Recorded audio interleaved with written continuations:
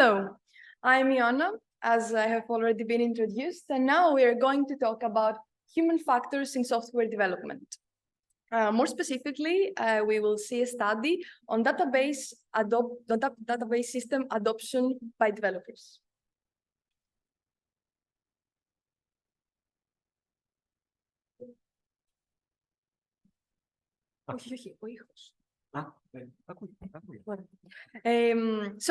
Technology adoption is a field which is quite well researched. However, database system adoption is not so much investigated, and it poses some quite interesting findings, some of which we are going to see now.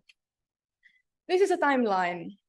Just from the 70s, we see the start of the relational databases. In the 80s, they already become a commercial success.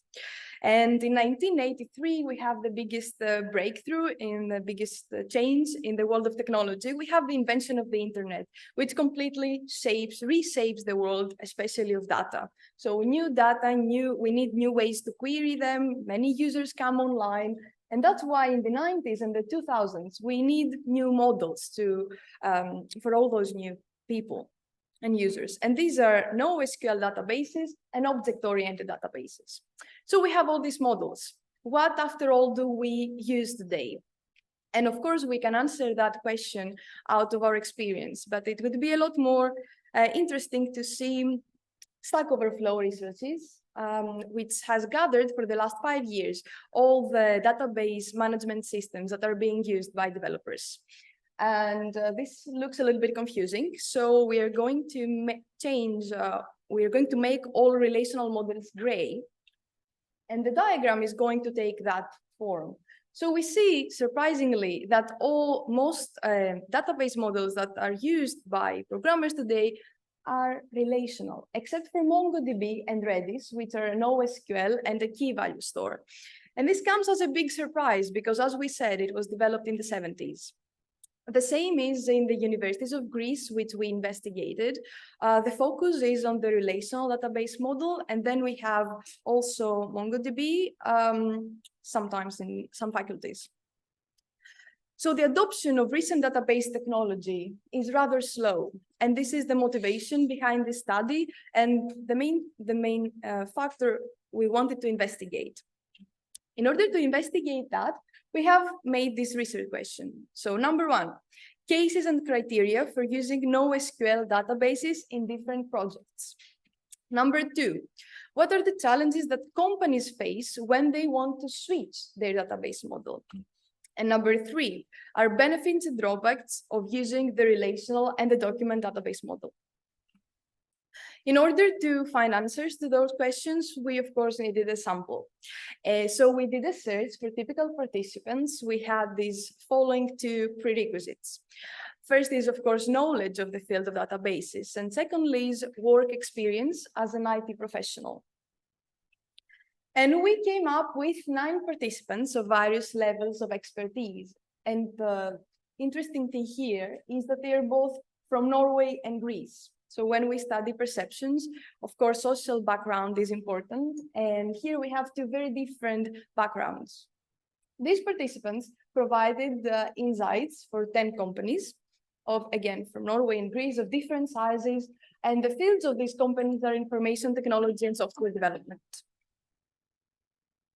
Our study is qualitative, so we used interviews. Our interviews were semi-structured, face-to-face, and audio recorded. And it was very important that our interviews are semi-structured because we needed to dig deeper into the background of each participant. So there are questions about their motivation, why they use everything they use, what knowledge they got from university, what is easier and why it is easier for them. Each interview was approximately 1 hour, so quite long. And now let's move forward to the study results. Number 1, they are all 4. Would you consider using a NoSQL database in the following cases? We have the first case, which is a personal, non-professional project. Then we have a professional project individual, again. And then we have a professional project, but as part of the employment of the company. So what would you expect? Which is the context in which they felt more confident to use also models they are not familiar to. And according to the result is the employment in a company. And this is because, as they explained, it provides the safety of the corporate environment. So what they use, they have feedback, they have people to help them. And the least safe they felt in an individual project, which is professional, of course, because the risk was very big. Number two, which are the criteria you consider when you select a database model for a professional project? Here we have data types, which we expected, whether data is structured or unstructured makes quite a big difference. And second is the popularity of the model. So this we did not expect exactly like that. So we know that it is important to find available resources, but feedback from participants said that in the world of databases, when it is changing and we have models that they rise and then they fall, like, for example, object-oriented databases, it is very important for professionals to use something that they know is going to be used. So not a model that maybe goes bankrupt in the next years or maybe is abandoned because of the community. And then we have programmers' background, functionality, the domain, for the setup, the effort, and some technical issues like the budget, technological context, and scalability. Now let's move to why companies appear to be hesitant to change their data model. Here we have 6 criteria. I would like to say that also in the previous question, everything is in order of frequency. So the first one was the most popular answer, and the sixth one was the least mentioned. So this is interesting because if we collect all those criteria, we come with a quite rational story. So let's say I'm an employee in a company and I would like to suggest a change for the database management system. First, I need to get the approval of my manager. And as it was mentioned, this is not always easy because the database does not change necessarily the image from the customer's perspective of the company. So it needs extensive research for that. It's not like the website. Then I need to buy the new software, which has costs. And then I need to train my employees, or I need to hire new ones because maybe they don't know the new system I want to use. And this was the most popular answer, as you see. It was considered a very important thing from the professionals. Then it's time for the transition. And when it comes to databases, it is both data and code transition. So we need to first adapt the code because maybe we need to query in a different way. Not all features are supported, or we have different features supported from the new database management system. And then we need to also move the data without avoiding the downtime, which is hugely important for companies. And this can take up to 2 years. Now, this is the whole process, and we had one bonus factor, which is a psychological reason. It's data sensitivity. It's the conservative nature of handling data. And this is because data is so crucial about the companies.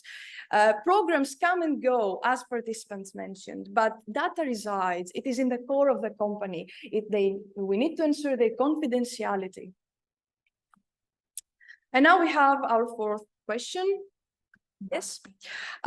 Which are the benefits and drawbacks of using the relational document database model? So we have the following answers, which we are not going to see in detail, but of course, I encourage you to see in the paper. And we're going to see contradictions and agreements here. And these are important things because they underline the importance of perception when we're talking about technology. So participants said that SQL requires a lot of engineering so that the system is good, but also simplicity was the selling point of SQL when it was launched. We have a contradiction here. Another contradiction about the programmability. 3 potential interfaces, UI, programming, and SQL. MongoDB supports it all. But on the other side, some people mentioned that this relational model is more programmable. And we had a mutual agreement. All participants said that it supported understanding of other models, the knowledge of the relational model. So now we move to the discussion. One of our findings was that as the experience of the participants increased, they tend to mention more functionality than user experience features. And regarding the prevalence of the relational model, we identified this feedback loop. We have university and industry. So in the university, what happens? In the university, in the university, we have the relational model, which is being taught. And it is being taught, first of all, because it is used in the industry, and this is motivating for the students. And secondly, because it is useful for the students, except for motivating, and it helps them understand other models. And we have the industry. What happens? Companies that already have a model, they find it difficult to change for the reasons we already identified. And companies that are now starting, they find it very risky to try something new in research for the reason we said, that it is maybe not going to last in the market in this field. And this is the end. Thank you.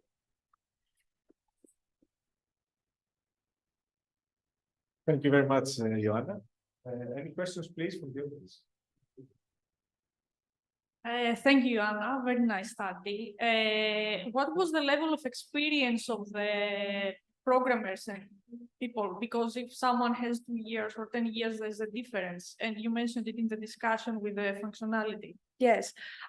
So we had a varying level of experience. It was from 2 to 3 years to 20, 25 years. And we wanted that so that it is a typical sample. And I have a follow-up on this. Of course. Did you notice anything between the newbies and the more experienced people in relation to their replies about the use of databases? The more experienced versus the novices? Except for this one that I mentioned, that they tend to mention more functionality features. It was also that if they were more experienced, maybe they had tried different models as well. So they would be more, they were more far from their university knowledge. So out of their experience, they would probably use something else more possibly. Okay. I have more questions, but later. Of course.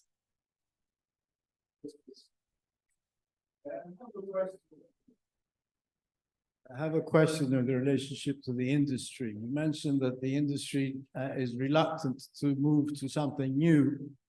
Have you come across industries or companies or use cases where they had to use a NoSQL data model? I don't exactly understand what do you mean, but they had to use, but we came across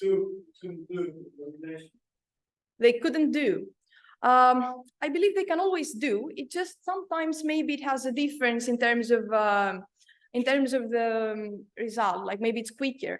But maybe I can answer your question with 2 of our companies which actually tried to change their database model. So we had 2 companies which tried that transition, and they saw major differences. So one last question. Hello, Christos Katsanos from the Aristotle University. Thanks for the talk. Just one quick question. Is there really a contradiction? I mean, I can imagine different use cases for the 2 types of database DBMS systems. I mean, it's not the same. You said it's the same, but NoSQL databases are typically used for scalability, for their scalability.